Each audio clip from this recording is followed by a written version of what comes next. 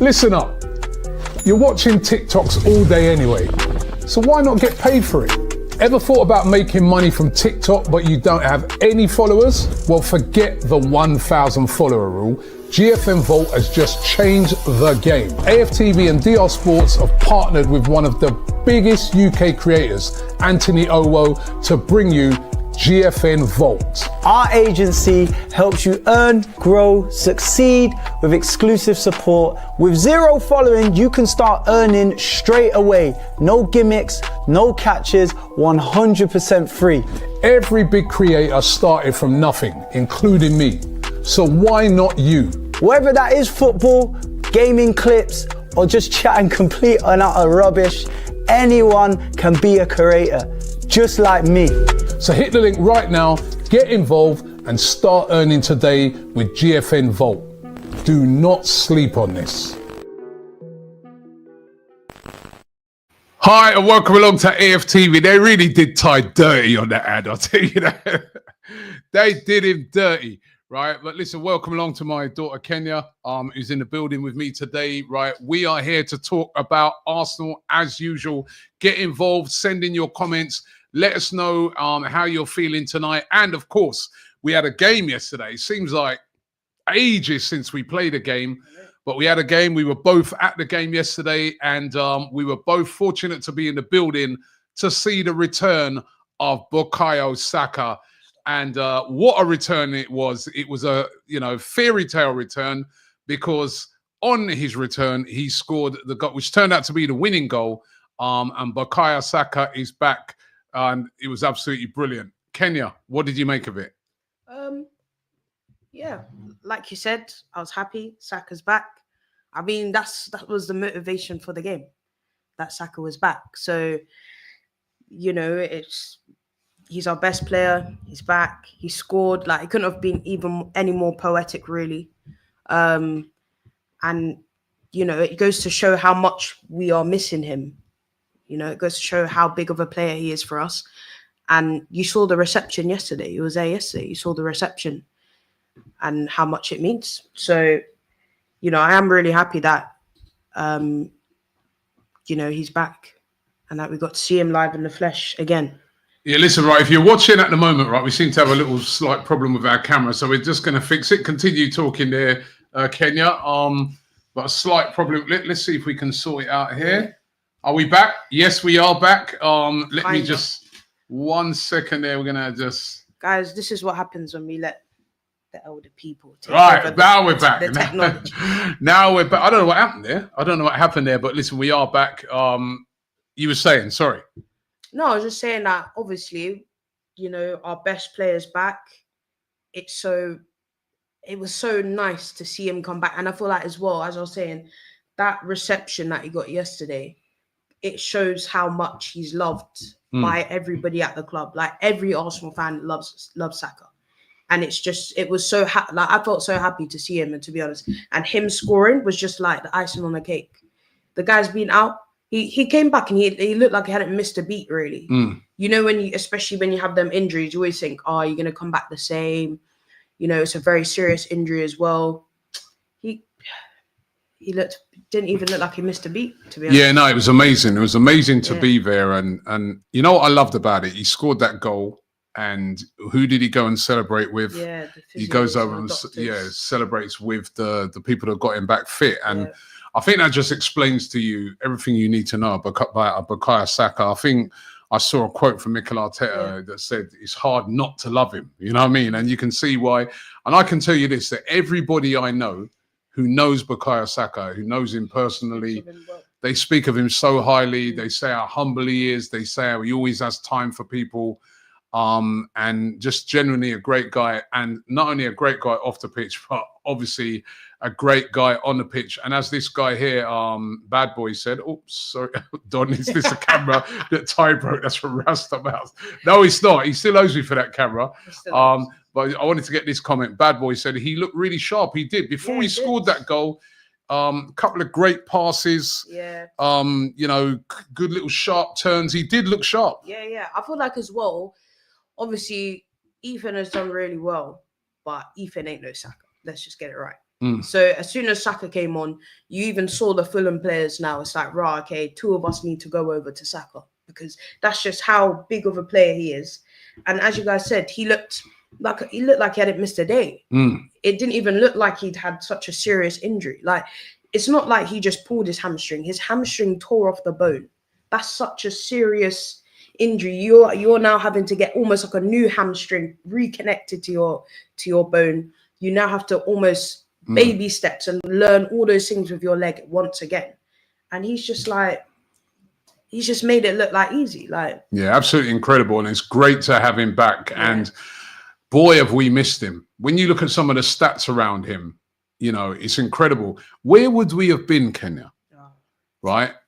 If Bukayo Saka had not been injured, right? I saw that some journalists were saying that they don't think we would have been 9 points off because he's the sort of guy that, you know, he just turns close games into wins. Yeah, he is. He is. I generally think that it's too late now, but I generally think if he was fit, we would be neck and neck with Liverpool. There wouldn't be much in it because he makes the team tick. He makes everybody else on that pitch better. He makes Odegaard better. He makes Havertz better. He makes Martinelli better. Do you know what I mean? He brings the best out of everybody. So the fact that he's been gone, it goes to show how, without him, how far off we are. And it also shows why you need these key massive players. Because the reality is Saka is our Mo Salah. Saka is, do you know what I mean? He's our big player in those big moments that turn, we could be playing dead, but he turns up, he scores, or he assists, he creates something out of nothing, and that is a game changer. And there's so many games where you can think about that. I'll never forget when we played Leeds away, and he scored that 1 goal. And obviously, I think at the time, everyone kind of expected us to batter Leeds, and it was actually a very hard-fought game. He's that type of guy. He small margins in small games. You let Saka go, it doesn't matter what foot he's on, left foot, right foot. He scored a header yesterday. He's got it in his locker. He's just different, man. Yeah, no, he was absolutely brilliant. Big up to Boston out there. And this one from Angem, who says, Saki's needed. Good to see him back. Wouldn't say he's our best player. There's several players, including him, that are instrumental right now, which is a good thing. I do think he's our best player. Who is our best player then? If it's not Saka, then who is it? I love so many other players, right? I love Saliba. I love Gabriel. I said in my fan cam yesterday, Gabriel's been our player of the season. Yes, yeah. But that doesn't mean you're our best player. The reality is, of course, if any of those players drop down, it's a massive issue. But Saka's like, he makes the team tick. He brings like I said, he brings the best out of everybody. And the reality is, scoring goals wins you games. If you don't score goals, you don't assist goals, you're not going to win games. Yeah. Red Army 1989 says, and I like what you said about Merino because I've been a cussing man, and he's good when we need a player to turn up. Well, Red Army, big up to yourself. What it is on my fan cam yesterday, even I had to say something about Mikel Merino because Mikel Merino seems to get a lot of hate. It was, you know, Ryan, not Ryan, not Ryan, our Ryan on the channel, but the other Ryan that he does interviews sometimes. I remember a couple of weeks ago he came on. Marino had just scored. That was a game against Chelsea. Marino had just scored against Chelsea. And he still said, "Oh, I just want to see him dropped and play. We got to play Wanyeri there and this and that." And I was like, the guy's doing the job he's been put in there to do, which is score goals. He won us the game against Chelsea. He won us the game against Leicester.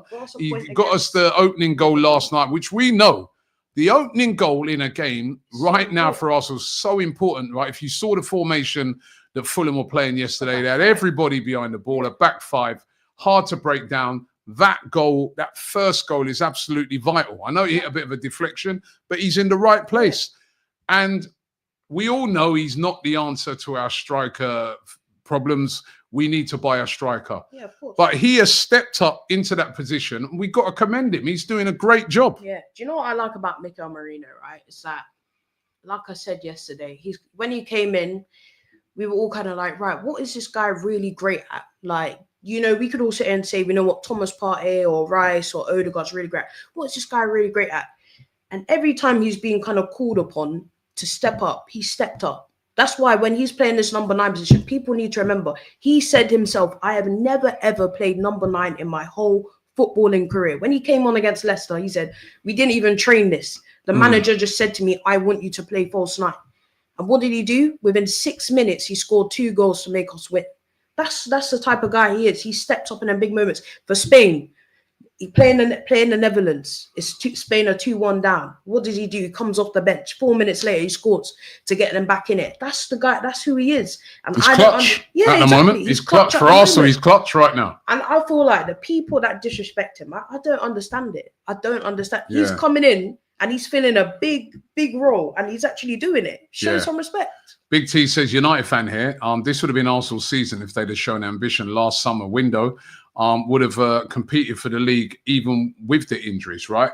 But what I'd like to know from you guys, right, out there right now, and we're going to get into 2 more injuries that took place last night that, you know, dampened the spirits after the real high of Saka coming back, injuries to Gabriel and to Timber, which we still don't know how serious those are. But we're going to get stuck into that. But I'd like to first debate this. Would Arsenal be close to Liverpool if they hadn't had the amount of injuries that they've had this season? And I was running through like players that have been out. So you know what? Easiest thing to do is to do this and just to run through the current Arsenal first team squad. Yeah. Right. And we can just have a look at players that, you know, and their injury records this season. Yeah. So David Raya in goal's been fit all season. He's been absolutely brilliant, to be fair. Like, you know, one of the, you know, I saw some people there saying, when you said our best player, I'd say, what about Raya? What about certain players? He said, you know, certainly this season, he's got a shout for player of the season. He's been brilliant. Neto, well, listen, he's only really played 1 game. He's been fit more or less. Saliba's been pretty fit this season. Yeah. No real problems with him. Kieran Tierney missed the start of the season, was out injured. Probably have been sold in the summer had he not been. He came into the season injured, didn't have a pre-season, was out injury with a big hamstring injury after Scotland played in the Euros. Ben White injured like most of this season. Been out for about 4 months. Yeah, remember Ben White, an absolute fixture in Arsenal last season, practically played every game. This season, he's been missing for most of the season. Gabriel, he missed a couple of. Remember when we played West Ham away? He had that injury in that game. Then he missed about 3 games or 3 weeks after that. Now he's gone down with a hamstring. Now he's gone down with a hamstring injury. We don't know how long he's going to be out. Timber has missed a few, you know, quite a few games injured. Remember, we had to have Thomas Partey on many occasions filling in on right back because you know, he's been out. Kivior injury free. Zinchenko, lots of injuries this season, especially at the start of the season. Only really sort of just come back to fitness over, I'd say, the last couple of months. Takehiro Tomiyasu has not been seen this season. I think he played 1 game. I don't remember what he looks like. Is it 1 game he's played? What was that? I think he came back for 1 game, didn't he? And then or 1 or 2 games, and then he went down again, and he's not been seen since. Last night, yeah, injured. Calafiori injured loads of times this season. Currently injured, got injured on international duty, has been in and out of the team with injuries galore. Thomas Partey, that's the weird, strange one, right? The guy that always injured was the guy that's fit this season. How does it make sense? How is this guy that's literally for the last 3 years being here? Every minute he's got a brock toe, something like that. Now all of a sudden he's fit. I don't understand. Now he's fit. Everybody else is injured, right? Thomas Partey's had an injury-free season, but how many times has he had to fill in at right back? Yes. You know what I mean? I think a shout for player of the season as well. I think he's been really good this season, really consistent. He was very good last night. Martin Odegaard missed about 3 months at the start of the season. Hasn't looked kind of the same since he's come back, but a big injury for him. Got injured on international duty. Jorginho not really been injured. Merino injured at the start of the season. You know, didn't have a pre-season for starters because he was with Spain at the Euros. Came into the team, first training session. Gabriel falls on his shoulder. He's got a fractured shoulder. He was out for nearly 3 months. Declan Rice has had a couple of injuries. Yeah, remember he broke his toe. He was out for a couple of weeks. Yeah. Saka out from the 21st of July until last night, so practically 4 months. Gabriel Jesus out ACL done at the start of January, out for the season. And even before that, He'd had a few little niggly injuries, right, which made him in and out. Gabriel Martinelli has missed 3 months. Injuries, his hamstring injury. Trossard's been pretty injury-free. He's been all right. Havertz out for the season. Got injured just at the end of January. Out for the season, missing. Sterling, he's just been missing, right?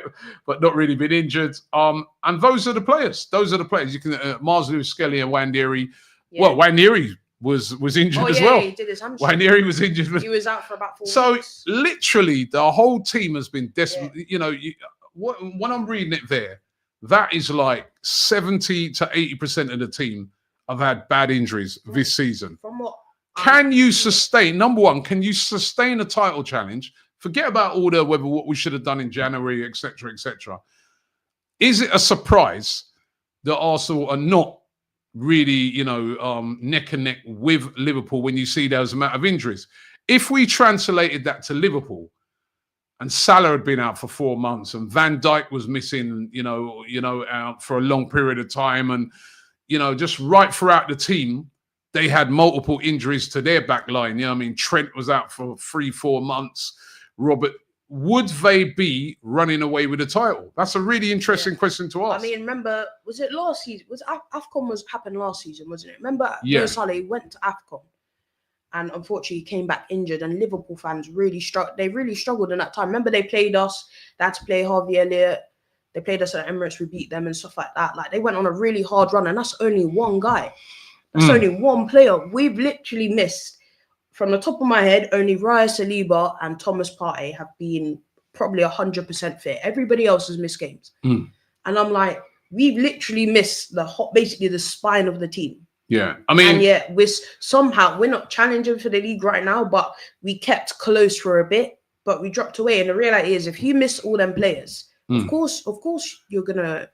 Also, Comeback says, no, man, we did not recruit well in the summer. Injuries are part of the game, but the amount of injuries and to key players, I don't care. This guy says depth, please. Of course, you've got to have depth. Yeah. But let's just look at the defensive positions, right? We can argue about the depth up front, right? We can argue that. And say that that's not been good enough. But look at the depth in defense, and it still suffer. Yeah. Because depth in defense, you could look at it and say, right, Timber, Tomiyasu and Ben White can play right back. Yeah. But Ben White and Tomiyasu have been out. Yeah. So they can't play that, right? You've got the two centre-backs, as we know, in Gabriel and Saliba. You've got Kivior, right? And then you've got Ben White who can cover there, but he's been out injured. You've got Calafiori who can cover there, but he's been out injured. You've got Tomiyasu who can cover there. He's been out injured. Yeah. Left-back position, right? At one stage, people, this is how... Check this out, yeah? At one stage, these were the left backs, yeah? Timbo could play there, but he was out injured. Oh, yeah. Zinchenko can play there, but he was out injured. And I would have thought at the start of the season, we'd have been looking at maybe Zinchenko or Calafiori to be challenging for that position. They were both out injured. That's 3. Tomiyasu, who can also play left back, he was out injured, right? They had to go to the youth team to bring in Mars Lewis Skelly, who's not even a left back, to play in that position. And now he's established himself as a starting left back. 4 injuries. When you talk about depth, 4 players out injured. Yeah. You can't get no more depth than that. And you could argue that then they've still been able to get a bit of depth by bringing in Mars Lewis Skelly. But those sort of things are impossible to cope with. Yeah. Right? I just think, it would be really interesting. I think it was Tim Sherwood who said it yesterday, that if Arsenal hadn't have had all these injuries, it would be close. I'm not saying we'd win it, right? But it would be close. And, even the player, people talk about what they did in the summer. 2 of the players that they brought in the summer have been injury prone. Yeah. In Calafiori and Merino. And listen, we're not talking about 2 players that were coming in with horrific injury records. We're talking about 2 players that were playing literally every game for their team. Exactly. So, and then to top it off, last night, Gabriel goes down injured in the 60th minute. That looks like a hamstring. No reports on it yet, which again is worrying. Because if it was, this is just my thinking on it. I know they say no news is good news. if it weren't something serious, I'm sure we would have heard already. That's just my thinking. It'd be like, oh, we've done an assessment, it's minor. The fact that they ain't come out and said nothing yet, that worries me. That worries me that could be an injury that's going to be a long injury for Gabriel, because he went down straight away, felt it straight away, went down straight away. And then Timber, knee problem. Yeah. Never good when you hear about knee problems. And these two players are absolutely vital if we are to have a chance of beating Real Madrid. I was been thinking to myself, great chance of beating Madrid, 40%. My favourite's 40%. If those two are out, I have to completely reassess that 40%. It's looking dark, man. That's what I'm going to say. It's looking dark. Leo says, I'm not buying that. When Arsenal barely had any injuries last season, they still didn't win the league, and Arteta then weakened the squad this season. That is absolutely... Leo, you're chatting, with all due respect, you're chatting rubbish, right? Yes, of course we didn't win the season, but we missed out by 2 points. It was close. And let's be real, it was a more close run thing. It was 3 teams going for it, right? If Arsenal, if Arsenal would have had everybody fit this season, it would be close again. That's my opinion. I'm not saying we'd have won it, but it would be close. Yeah. What do you think? Yeah, no, I agree. I feel like we would be much closer. We wouldn't be, 12 points. Do you know what I mean? We wouldn't be sitting here saying about Guard of Honor and that and listen to AGT talk about that crap. Do you know what I mean? We would be much closer. Like, look, it's not a guarantee that you'd win it, but you have obviously a much better chance. It's just simple as that. DJ Ecstasy said, remember when we beat Liverpool in 2023 home, Salah wasn't there and they struggled against us. Imagine all 3 Liverpool players, not any team. Listen, Rodri's been missing this season. That's one guy, right? Has been missing for Manchester City. They struggled. Last season, forget the Rodri thing. I don't know if you cast your mind back to last season. City had a really poor start to the season, right? Then, round about November time, bang, they went into overdrive and they won practically every game from then till the end of the season. Yeah. Who was that player that was missing earlier on in the season? Remember, De Bruyne. Yeah. It was out. De Bruyne came back. All of a sudden, they started to click into gear. When you miss these big players, I'm telling you, it makes a massive look difference. Look at them without Rodri. They haven't looked the same team. Yeah, it's true. It's true. These players make a massive difference. You can't just write off, Lyndon, sorry. No, go on. Lyndon says, injury crisis. You've not had an injury crisis. You've had injuries, like every club, but quite a few have had more. Also have had an injury crisis. When you're missing your main players, no one's sitting there making excuses because, listen, what we ain't discussing is why they didn't do something about it in January. That's a different matter. I'm just saying, I'm not discussing that right now. I'm going purely off of the injuries that we've had, right? It's been an injury crisis.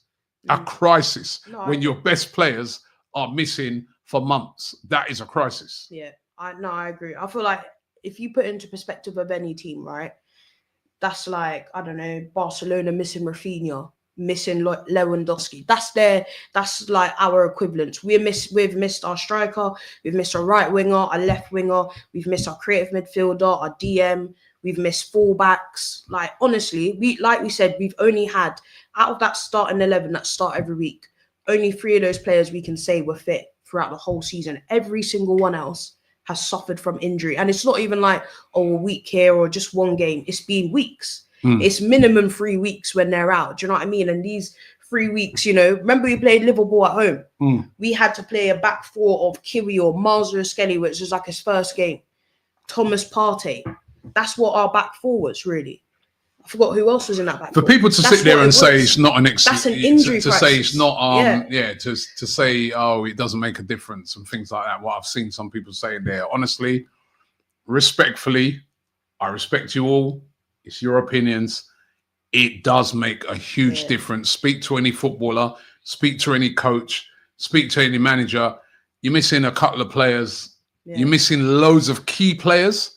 It's a huge difference. If Real Madrid rock up next week without Mbappe, without Bellingham, without Rudiger at the back, right? Let's just say that was the case. Do you think that's the same as if those 3 are playing?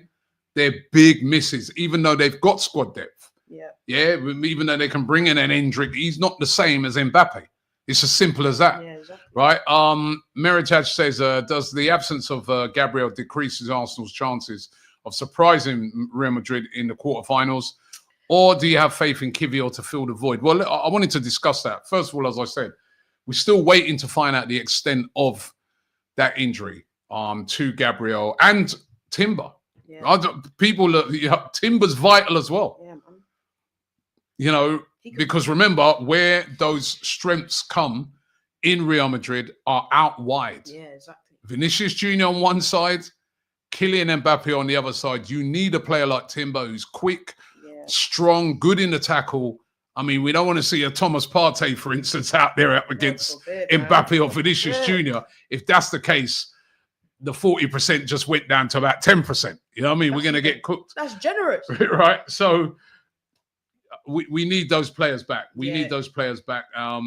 But if they're not back, what do we do in those positions for you? Who fills those? Problem is, when we talk about, you know, when that person said depth, under normal circumstances, I wouldn't be playing Kivior there in that. I'd be playing Calafiori. Yeah, because Calafiori can play that position. He played there for Italy. Yeah. He played there for before he came to Arsenal. He's good there as well. Yeah. But he's out. Yeah. I mean, I would want to see Ben White, but then again, we heard yesterday he wasn't even in the squad because he had a niggle with his knee. Like, that goes to show, like, all of the options are you've dropped like flies. So if Ben White is fit, if Ben White can play, I would be more comfortable with Ben White because we've seen Saliba and Ben White before. And, you know, like, I trust Ben White much more than I trust Kivior. But I just remember Kivior when we played Bayern as well. He had to play in that game as well. Yeah. I forgot, and he got cooked. He got cooked by at the time a Leroy Sané who was having an awful season. He absolutely cooked him, and that's just like, I don't know, man. Yeah, I worry. Kivior's a good player, right? But he's got a mistake in him. Yeah, and he does. Even yesterday, even yesterday, like a couple of times when. There was one time when Adama Traore got on the ball and just kind of bullied him off. And he couldn't do that to Gabriel. Yeah, exactly. There's no way he could do that to Gabriel, but he did it. He did it to Kivior. It's just a different grade of player.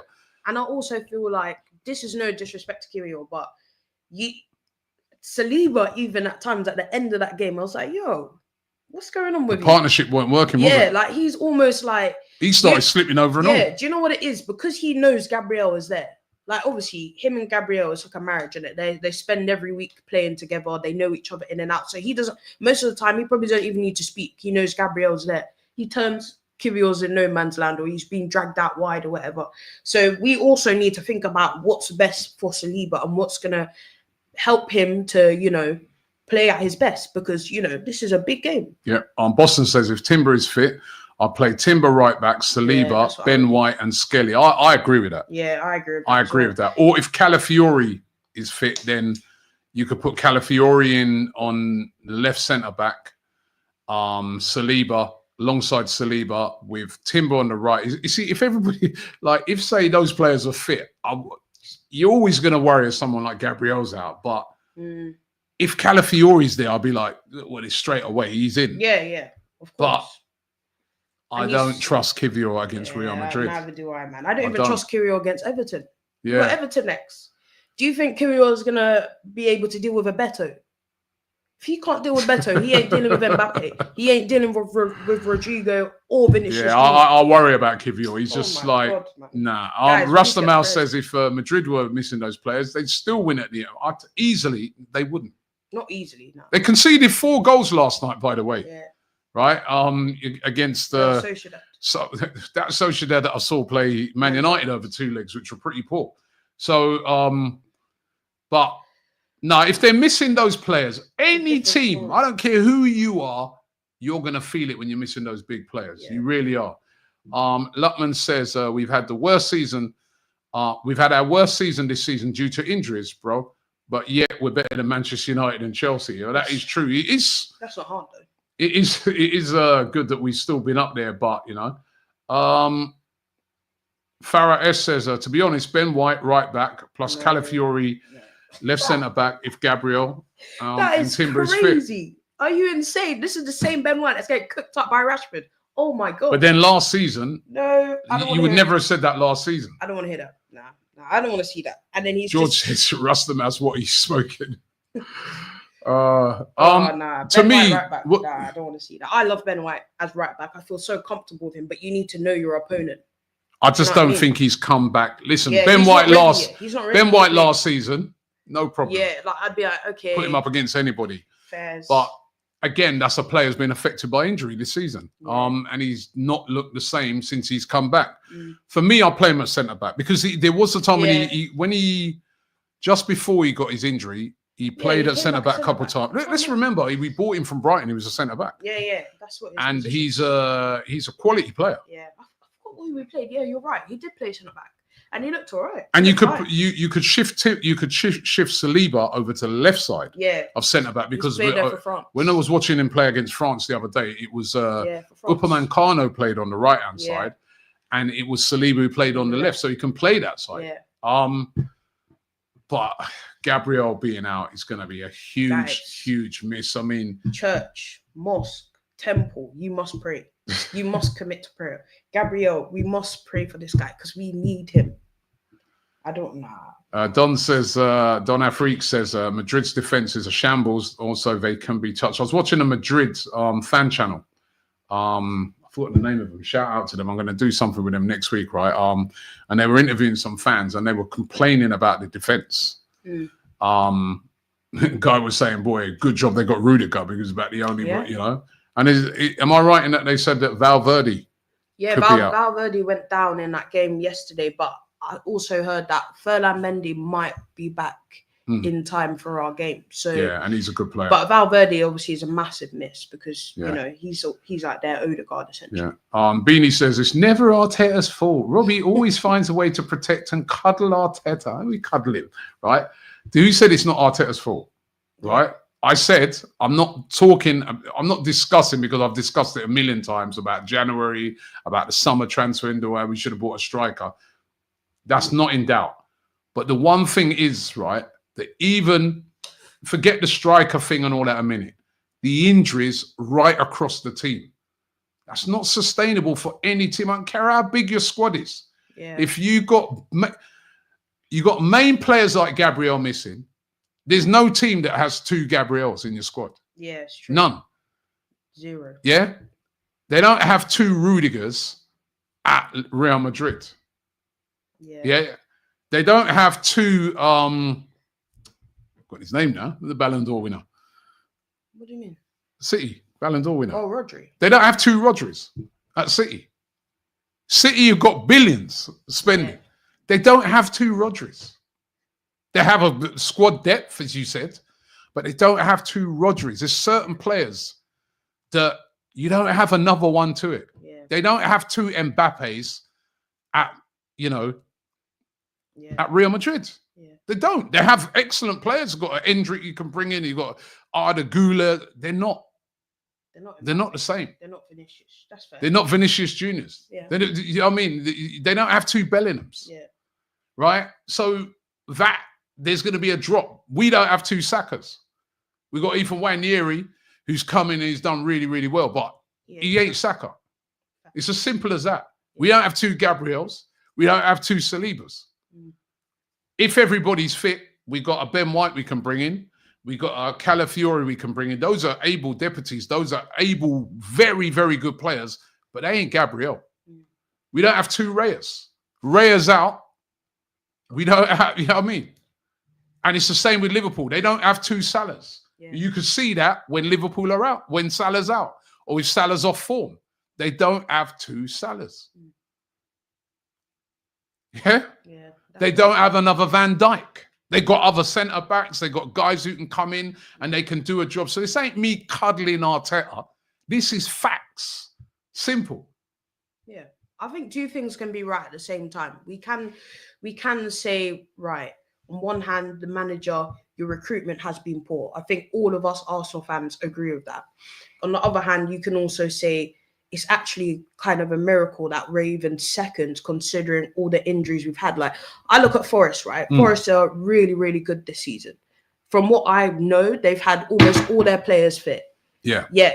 They've had that partnership of Merino and Milenkovic. Yeah, and all that. Chris Wood has been incredible. Do you know what I mean? So has Elanga and Hudson. Well, Chris Wood actually been out the last couple of games, hasn't he? Like, I thought that was because he's because I think maybe because of the traveling that he did from, but you know, they didn't look the same without him on Saturday. But still even so, right? A lot of other teams in and around us have kind of kept their players, and yet they still not have jumped above us. And I feel like you can give the manager credit in that sense of like, okay, all these injuries, but you've still kind of made it to this point. Now, like I said, you can still criticize and say you've left yourself short. You didn't sign a striker. Should have bought a striker, but I still think left winger, etc. But even if we had a world-class striker in, would we be top of the league with all those injuries? No, but I think we'd be much. We'd be much closer, definitely. But would we?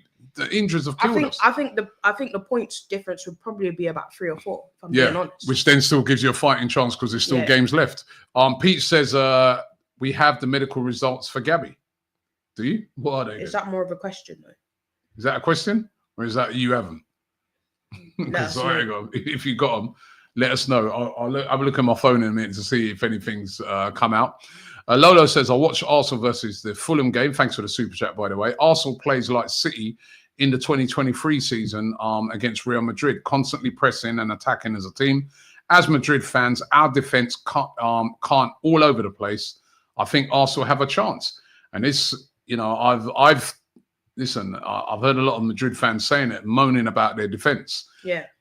And what have they had? They've had a lot of problems in defense. They've had a lot of injuries. Because they've had a lot of injuries in defense, to be fair to them. And it's, you know, because on a normal day, we'd all be sat here saying, right, Real Madrid's defense is one of the best around. Yeah, because you've got Rudiger, you've got Eden Militao, you've got Ferland Mendy. Do you know what I mean? You've got all these incredible players. You think about, they've had Carvajal out since like the start of the season. A very important player. So important. Look how good he was. And look how they began in the Champions League really badly. He scored in the is it the final Champions League final? He scored in it. You know, look how big he was in the Euros. Like, he's been out missing. It goes to show that when you're missing these key players, context changes your team. You remember he was nominated for the Ballon d'Or. Yeah, I think he came third. He came third. Yeah, he had a great shot, and he's literally started the season. Did his hamstring? Sorry, not his hamstring. What did he injure? ACL. I think it was ACL. Yeah, Buster says everyone's hamstrings pinging for one reason. Everyone has had to play every minute of every game because there isn't even a speckle of talent in the backup players. What about Lewis Skelly and what about Ethan Wanieri? And I was chatting to a scout at Arsenal today. He was absolutely raving about that Max Dowman. Yeah, he looks good. Saying that he said that he said to me, he's got a future, and by the way, the person who was telling me this was the one who told me about Lewis Skelly. He told me the other day, he said, Robbie, look at your phone and see, I sent you this in 2020. And I checked my phone and it was actually true. And he was talking about Lewis Skelly in the under 14s and how this kid is an unbelievable player and he's going to be a first team player. And now he's saying Max Dowman, he said, he's the new Odegaard, he said. Yeah, we need that. We 100% need that. Yeah. Going back to what that guy said about our backup players not having like speckled talent or whatever. Again, you can argue that, like, I said at the start of the season, why did we send Fabio Vieira on loan? We know Fabio Vieira is not, we know he's not better than Saka, we know he's not better than Odegaard, but he can play both of those positions. When we're missing Odegaard, that's when you call upon a Fabio Vieira who, to be fair, when he comes on, he actually does a really good job. He doesn't really put a foot wrong. That's where you can blame the board and say we were ill prepared. Sending Reece Nelson out. I know he's been injured. Yeah, he's also got injured. I know he's been injured. But sending out Reece Nelson when the reality is we needed a backup. And then Pete Kenny says, I mean, do we have what he meant to say was, do we have medical results for Gabby? Not yet. There's been nothing yet, which, as I said, worries me a bit because if it was something minor, they would have told us already. Herbert Wilson says, hey, Rob, how's Lee's friend doing? I'm a Jamaican gooner who lives in the States. I know a guy there who cures all kind of sickness with herbs. Let me know. He's doing okay at the moment. They had the big event for him last week, and they raised a lot of money. And Lee was telling me, right, because unfortunately I wasn't able to make it. I then had to have a meeting, but Lee was there. He played in the game. He said it was a massive turnout. And Lee was saying to me that you know, the raffle went really well. And which shirt? Remember that game was played in what you say Cheshunt area, which is a real Tottenham stronghold, and there was lots of things being auctioned. And the shirt that went for the most money was Arsenal shirt. Yeah, Declan Rice's shirt. Declan Rice's shirt went for the most money. There was a you load want- of Tottenham shirts going. Do you want a Benton Core shirt? No, Right. And do you want a Basuma shirt? no. What kind of question? Of course. But no, big up to him, and I'll pass that on to him. I'll definitely pass that on to him. You know what I mean? But what a great interview that was. Yeah. So many people have spoken to me about that, and the impact that's had on him. You know what I mean? So, no, brilliant. What's this guy? Everyone's having a go at me tonight. DJ2, Robbie, shut up about Max Diamond. The guy's 15-year-old. Come on, mate. Odegaard, for us is crap. Berta was shaking his head after 15 minutes of watching Arsenal. He knows what Real Madrid are. Oh, days, man. Max Diamond's 15. Yeah, right. And we're not saying to put him in the team straight away. Yeah. I'm telling you what this scout told me, that this guy is the next big thing. And let's remember, even Wanyeri on his first game, he was 15. And I remember a journal on the radio, journalist having a pop at that and saying that it was just a PR stunt. And look how good he's been. Yeah, now he's got 10 goals, assists, 8 goals. You shut up. 8 goals, 2 assists. 6 players. Oh, my days. You know. What was this one? Saliba and their man there don't care about no Dowman. They'll be long gone by the time he's anywhere near the first team. Listen. Next season he'll be, because this season, like, I don't really know much about him. I think he'll be near the team. He's trained with the first team. Yeah, I reckon we might see him like playing some games. They could take him on pre-season, and then, you know.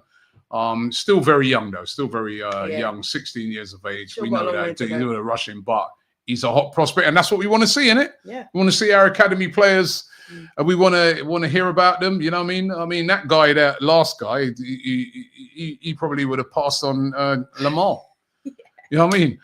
Nick says, Nick's Bakayo rhythm, please play at the end, Robbie. What's Nick's Bakayo rhythm? What is this? A song? Yeah, I haven't heard that. I ain't heard that one. Sorry, bro. I haven't heard that one. But, other news to bring you was you know, talking about Berta, who was at the ground yesterday.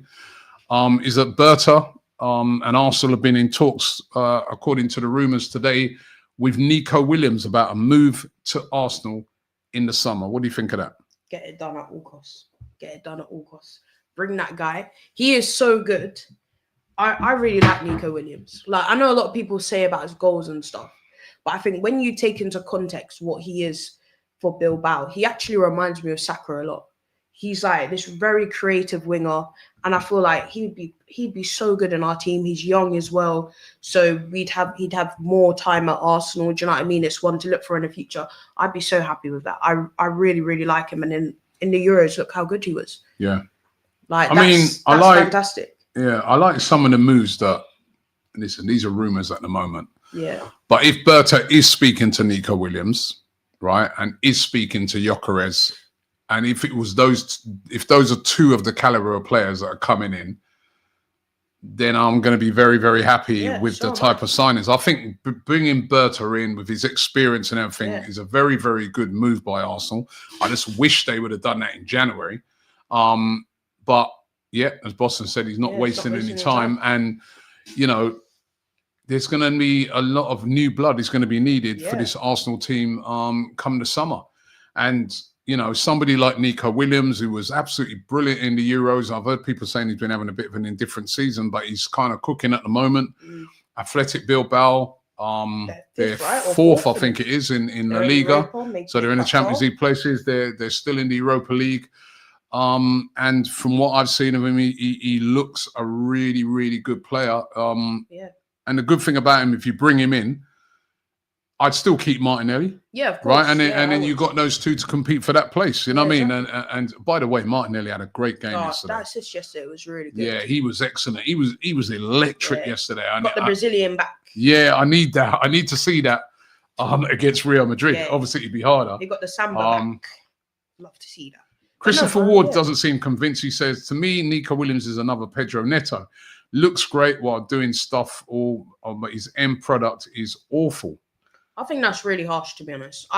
I was one of the people. Do you not remember me saying? Remember you saying you'd take Pedro Neto, and I was like, "Nah, this guy's overrated." Yeah, I would. I like Pedro Neto. I was like, he's overrated. Like, you know, he's been in the Premier League for like how many years, and he's only scored like 12 goals or something, or 15 goals. That's dead. He's always injured, though, isn't he? That's why. I like him, man. No, I was like, nah. But I think Nico Williams is much better than Pedro Neto. I do disagree with that. That's a bit harsh, I would say. But yeah, you know, I'm happy with. And the thing is about it, right, is that you have to, when you're signing some of these players, you have to kind of almost look beyond just numbers. Their numbers. Look at Alexander Isak, as we said. Yeah. He scored, I think, in that season before we went to Newcastle, they said he scored like 5 goals in the league. He's like tearing up the Premier League. Do you know what I mean? Look what he done to our centre backs, and they're some of the best centre backs in the world. So numbers can be really deceiving. I feel like you have to go with numbers and eye test. You have to watch players rather than just look at stats, because stats can be deceiving. You can look at stats and be like, wow, this guy's incredible. I mean, look at Nkunku. Nkunku is a perfect example of that. At Leipzig, tearing it up. Great numbers, loads of goals. He's gone to Chelsea. He's absolutely flopped. He's been terrible. He's been awful. They want to get rid of him. So that's why you can't just look at numbers. You have to look at how that player operates, and then also say, right, does this player have the physicality? Does he have the technicality to work in a league like the Premier League, where all of those things are very important? DJ2 says, Merino ain't doing nothing against Real Madrid. Arteta better change it up and play Martinelli as a striker versus Madrid. Listen, DJ2, DJ2, you know my theory around the Mikel Merino thing is, right, I would play him against Real Madrid because he's played against Real Madrid multiple times when he was playing for Real Sociedad. He's a Spanish international. He knows those players. He's not going to have fear, say maybe other players in our team might have, you know, quite naturally, because they've never played against Real Madrid before. I think players like him is going to bring a bit of experience, and he's just been popping up with big goals. He scored in his last 3 games. Like, what is ever? He scored yesterday. He scored against. He scored for Spain against the Netherlands. He scored against Chelsea. Like, what more does this guy? I don't understand. Number one, we don't really have the options to be saying this guy and that guy. But I'm sorry, why would you drop a guy who's doing really well? Let me take you guys back to that final where Spurs were in the final, right? Against Liverpool. Lucas Moura was tearing it up. He was so good. He just had that brilliant game against Ajax. And Harry Kane, who was half fit, he'd just come back. They dropped Lucas Moura for Harry Kane. And that made all the difference. And they didn't go on to win that massive trophy that would have been incredible for their club. Mikel Merino's on form. Why would I start Trossard, who's not been on form, over Mikel Merino? Yeah, and if Merino, I think if Marino's not performing, then you bring Trossard on, and you've got at least there's some options now. I'm just pleased there's a few options. We're sat here saying that Real Madrid might be missing their fullbacks. Why not? We saw Martinelli cook Castagna yesterday, right? Why not play him in his best position and make him cook? If it doesn't work, then we can move him up front. There's loads of options. Start with your best team. The guy scored. What else? What more does this guy have to do? What more does he have to do? Yeah, he created that Saka goal, actually, Mikel Merino. That all came from him running down the wing, crossing it into Martinelli. Yeah, true. Come on, man. DM says Merino deserves to start. I think he definitely deserves to start. Listen, you know, I get it, right? People want that exciting striker. But we don't have it. But at the end of the day, right? We don't have it. And you need a striker who's going to score goals, and he's scoring them. He can't do much more at the moment, can he? Mateus says he makes 100% sense right now. Like, can we be logical about what we're saying? Like, can we be serious? The guy's just scored again. Why are you saying that he should be on the bench? I don't understand it. It's so stupid to me. It's the stupidest thing you could say. He's turning up in big games. He's turning up and he's scoring and he's winning us games. Let him play. Let him play. Unless he has a drop in form. If he scores against Everton, I don't want to hear nothing. I don't want to hear him. Simple. JJ says Ken is the best signing since Troops for AFTV. Take her from DR Sports. Big up DR Sports. What's your release clause? Yo, man, 100 mil. 100 mil to DR Sports. We'll let you play in the Chelsea. Ryan's not convinced. He said JJ Kenya. So he must think there's like big up to Ryan. Yeah, big up Ryan. Big up to Ryan in the chat. And it was I think Ryan's paid Mr. Kaplan there because he said big up to Ryan, Joe, Jason, and the entire production team. Yeah. What they do? They ain't doing nothing on this. Yeah, man. They're at home. We set this up. Yeah, we set this up ourselves. Yeah, I give them no props for this man. one, bro. We ain't even cooked dinner yet, mate. They're at home chilling. But do you know what? Do you know what I want to say though? I really like how Berta's just come in and he's not wasting any time. He's like, right. He went to the game yesterday, and even before that, I even said when I did the live with Uncle Laurie, I was saying like he's already said that he likes people like Bruno G. He likes this player and that player, and that to me is someone who's got their head on their shoulders and. He's hit the ground running, as to say. So seeing these Gyökeres links, I've been saying for ages, if you can't get Isak, go and get Gyökeres, the guy that benches him for his national team, the guy that's scoring goals for fun, left foot, right foot. Do you know what I mean? He's so good. He's super tall. He's strong. Go and get him. We're now all of a sudden super interested. Apparently we've spoken or whatever. Nico Williams, we've been hearing about it for a long time, but now we're actually speaking to him. Like he's actually come in. And he's shown that he's really ambitious, and you see why he got the job. And that's what we want to see this summer. I'll tell you, this summer, if they don't sign a striker, don't even show up to the Emirates. That's what I'm saying. Don't even show up. If we don't see a number 9, and if it's not a good number 9, I don't want to hear about a dead number 9 as well. Yeah. I don't want a dead number 9. It has to be a top club, because how many years have we waited now? How many years more are we getting? I don't care what people say about Jesus. Jesus to me is a winger. We haven't signed a proper number 9 since we got Abba. Go and get a proper number 9. Simple. Okay. I like this one. It says, when AFTV comes to Kenya, bring Kenya with you. Right, Kenya to Kenya. I'm trying to go Nairobi. That'd be sick. Robbie Kenny has definitely changed the program. Absolutely fantastic. Top class. Found it. She could be on Sky. Thank you. I'm trying to be Mateus says, Sesko looks dangerous though. I've only seen one match versus Denmark. He's not a joke. Okay. He was not a joke. Sesko, listen, the thing is... I like Sesko, but I'm not blown away by Sesko. I feel like he's good. And look, if we end up getting Sesko, which probably will happen, I'll be like, right, at least we've gotten a striker in. But I'll still be like, why don't we try and get Gyökeres, who's probably a similar price tag at the moment, considering what's floating around.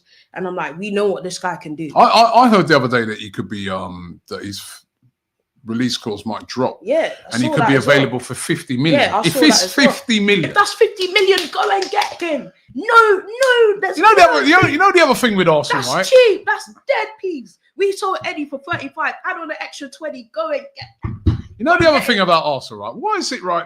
You see some other clubs, right? They've already done deals. Exactly. Chelsea, what they got that Quenda from Sporting. Oh, I think they got another player. Yeah, they got some other young player. I don't know. Yeah, and I think they signed someone. They've agreed on another player, and I'm like, can't we agree on someone early? Yeah, exactly. You know what I mean? Exactly. If he's 50 million and they don't get him, guys, if he's 50 million, they should be possibly getting him and Sesko. Exactly. We have money. We're not brokies. We have money. 50 million. Why are we moving stingy and shifty? I hate that. Spend the money. Spend that. This summer better be big, man. It better be, guys. Like I said, or I'm cancelling Transfer Daily. The other thing, actually, that I heard talking to Transfer Daily. So we know because of Club World Cup, we've got this weird transfer window this season, right? Where the transfer window opens at the start of June. Yeah. For a couple of weeks, then closes. Yeah. Then opens again after the Club World Cup. Like 6 days, it's crazy. Yeah, it opens after the Club World Cup. But apparently Arsenal want to get, Berta wants to get a couple of deals in right then. As soon as that window opens, he wants to secure a couple of deals before that Club World Cup starts. So it could be a really busy start of June.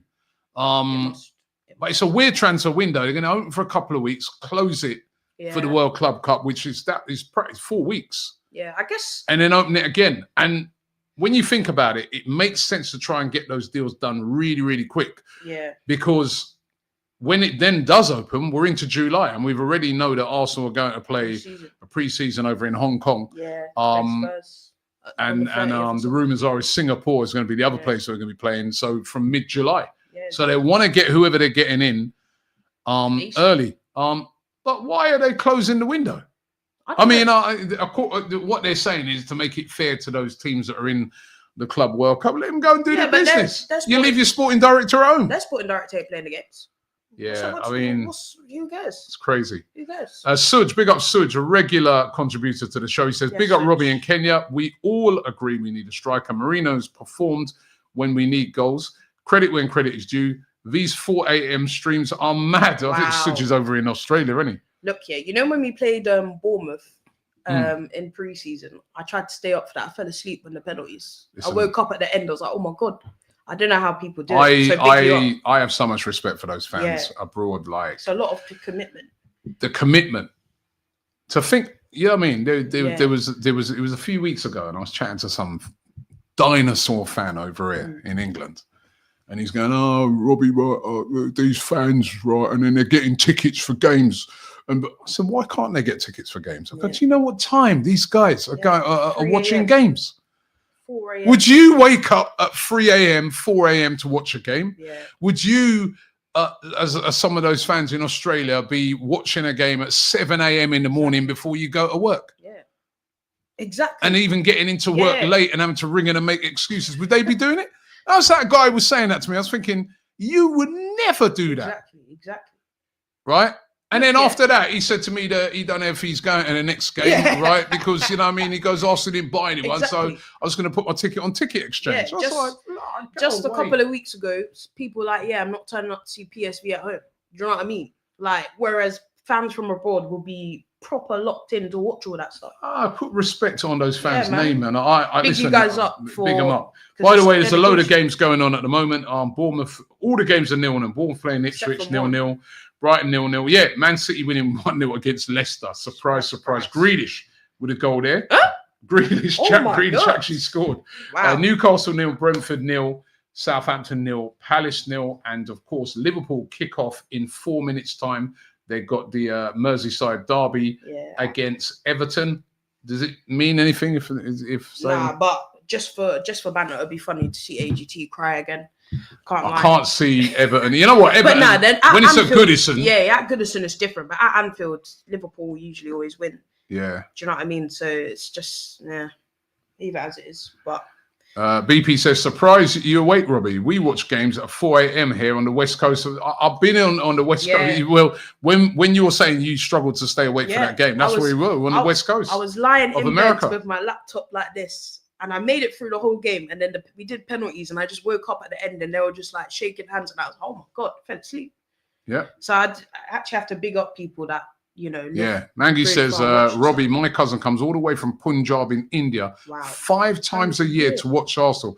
That's commitment, and all other guys that travel. Wow. And there's a lot of fans that do that as well. Yeah. There's a lot of fans that, like, honestly, that is commitment. That is serious commitment.